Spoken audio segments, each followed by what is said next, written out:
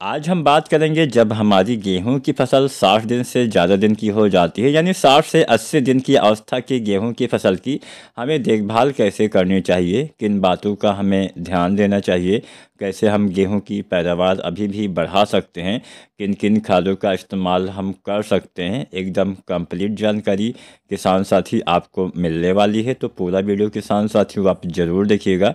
कुछ भी सवाल या सुझाव हो तो आप कमेंट कर सकते हैं। अब सबसे पहले तो आपको क्या ध्यान देना है, सबसे पहले आपको ध्यान देना है सिंचाई पे। अगर आपके खेत में पानी की कमी दिख रही हो तो पहला काम करिए, आप पानी लगा दीजिए। पानी लगाने के साथ साथ कुछ बातों का ध्यान देना है। इन अवस्थाओं में यूरिया वगैरह नहीं डालना है। यूरिया जितना भी डालना था वो 50 दिन की या 55 दिन तक आपको डाल देना है। अब यूरिया डालने से आपको फ़ायदे की जगह नुकसान हो सकता है। इसके साथ साथ इसी समय के आसपास गबोट अवस्था गेहूं की फसल में आ जाती है। अब ये जो गबोट अवस्था का समय होता है वैरायटी के हिसाब से अलग अलग हो सकता है। जो वैरायटियाँ जल्दी तैयार होती हैं उसमें जल्दी, जो वैरायटियाँ देर से तैयार होती हैं उसमें देर से, या फिर वेदर के हिसाब से, मौसम के हिसाब से, आपके क्षेत्र के हिसाब से ये समय जो होता है आगे पीछे हो जाता है। तो लगभग आप मान सकते हैं कि हाँ 70 दिन, 75 दिन, या जो वैरायटियाँ बहुत जल्दी तैयार होती है उसमें 65, 70, 75, 80, 85 दिन तक गबोट अवस्थाएँ चलती हैं। इस समय मतलब आप सीधी भाषा में आप ये समझिए, आप टाइम के ऊपर मत जाए कि हाँ 60 से 80 दिन। आप समझिए जब बाली के अंदर, मतलब जो आपके पौधे होते हैं, पौधे के तने के अंदर बहुत छोटी सी बाली जो होती है, हल्का सा तने में आपको मोटाई दिखे, बहुत छोटी सी बाली का अगर आप बीज से कोई तना तोड़ के देखेंगे, तने में थोड़ा सा मोटाई आ जाएगी, गोलाई आ जाएगी। और बीज से कोई तना तोड़ के देखेंगे तो बहुत छोटी सी पतली सी बाली की आकार की आपको कुछ दिखेगा, तो समझ लीजिए गबोट अवस्था चल रही है। अब इस अवस्था में आपको क्या करना है, सबसे पहले तो मैंने बोला पानी पे ध्यान देना है, पानी की कमी आपको नहीं करनी है।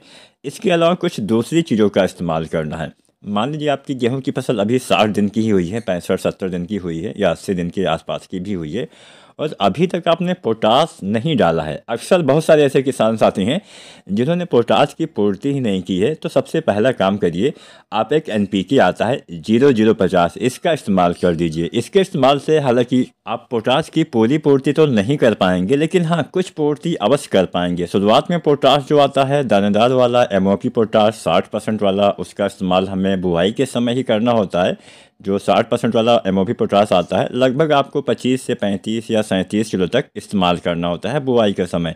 लेकिन ऐसे बहुत सारे किसान साथी हैं, कुछ भी वजह हो सकती है नहीं डाल पाए हों, तो वो किसान साथी अभी सबसे पहला काम करें कि पोटास की पूर्ति कर दें। हमेशा उत्पादन में कमी देखने को मिलेगी अगर आपके खेत में पोटास की कमी है।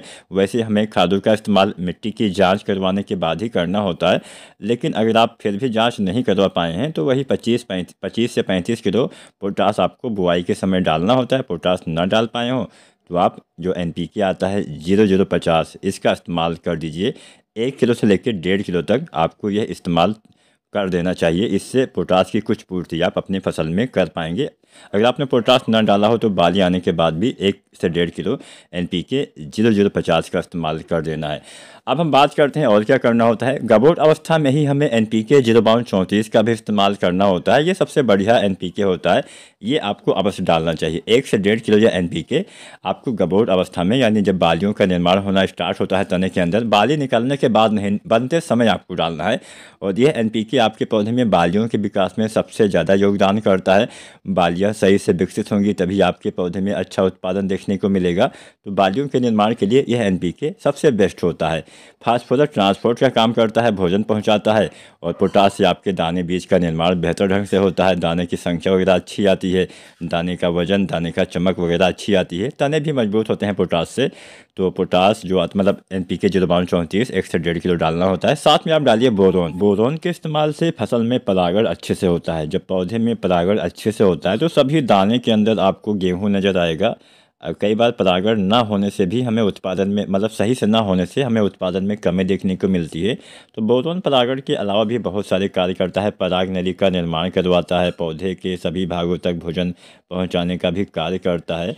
तो बोरोन भी एक आवश्यक सूक्ष्म तत्व की कैटेगरी में आता है। जो बोरोन आता है 20% वाला, लगभग 100 से अधिकतम 125 ग्राम मात्रा पर एकड़ के हिसाब से, इसका इस्तेमाल भी आपको गबोट अवस्था में एनपीके 0:34 के साथ ही करना होता है। बहुत ही ही अच्छा लाभ मिलता है। कुल मिला के नमी बना के रखिए, इन खादों का इस्तेमाल करिए, कोई अच्छा फंगिसाइड भी आप प्रयोग कर सकते हैं जिससे अच्छा लाभ मिलेगा। वीडियो जानकारी अच्छी लगी हो तो लाइक शेयर करें, चैनल को सब्सक्राइब करें। धन्यवाद।